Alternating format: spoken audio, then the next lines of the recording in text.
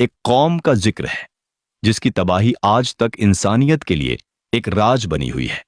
یاجوج اور ماجوج وہ قوم ہیں جن کی دہشت سے زمین کانپ اٹھتی تھی، جنہیں دنیا گوگ اور ماگوگ کے نام سے بھی جانتی ہے۔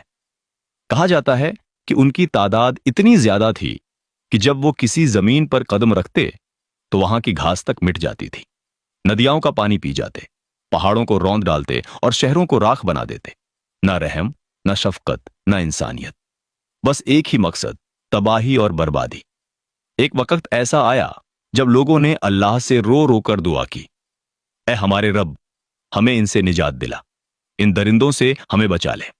تب اللہ نے اپنی رحمت سے ایک نیک اور طاقتور بادشاہ کو اٹھایا جس کا نام تھا ذوالقرنین۔ ذوالقرنین وہ شخص تھے جنہیں اللہ نے علم، طاقت اور رحمت تینوں سے نوازا تھا۔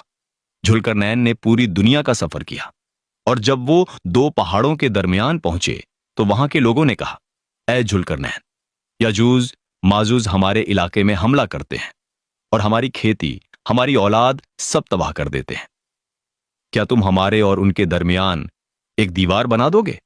ذوالقرنین نے کہا، اللہ نے مجھے جو طاقت دی ہے میں اس کا استعمال تمہاری حفاظت کے لیے کروں گا۔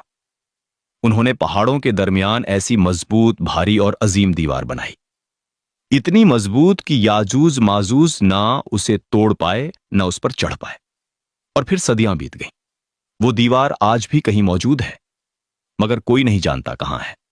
کچھ کہتے ہیں کہ وہ کوکج کے پہاڑوں کے درمیان ہے، کچھ کہتے ہیں ترکستان کے پاس ہے، اور کچھ اسے زمین کی گہرائی میں چھپا ہوا مانتے ہیں۔ مگر اتنا طے ہے کہ وہ دن آئے گا جب یہ دیوار ٹوٹ جائے گی، اور جب ٹوٹے گی تو لوگ ڈر سے بھاگیں گے، ہر طرف تباہی اور خون ہوگا۔ پھر حضرت عیسیٰ علیہ السلام آئیں گے اور اپنے ساتھیوں کے ساتھ پہاڑوں پر پناہ لیں گے اور اللہ سے دعا کریں گے۔ تب اللہ ایک کیڑا بھیجے گا جو یاجوج ماجوج کی گردنوں میں گھس جائے گا، اور وہ سب ایک ہی رات میں مر جائیں گے۔ صبح جب سورج نکلے گا تو زمین لاشوں سے بھر چکی ہوگی، ان کی بدبو سے ہوا تک سڑ جائے گی۔ تب اللہ پرندوں کو بھیجے گا جو ان کی لاشوں کو اٹھا لے جائیں گے۔ پھر ایک تیز بارش ہوگی جو پوری زمین کو دھو ڈالے گی، ہوا صاف ہو جائے گی اور زمین پھر سے ہریالی سے بھر جائے گی۔